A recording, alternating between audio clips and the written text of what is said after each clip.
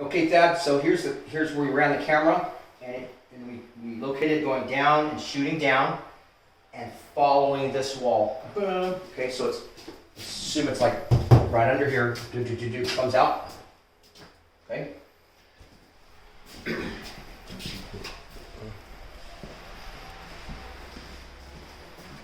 Comes out this wall. Now we're in the dining room area.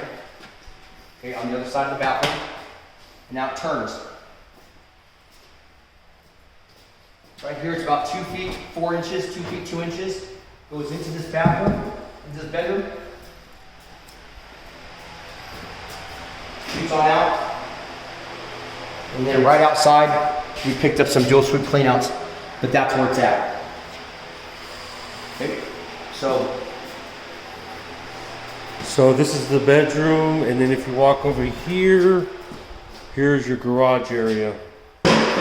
So it'll be coming straight into this wall, into that bedroom.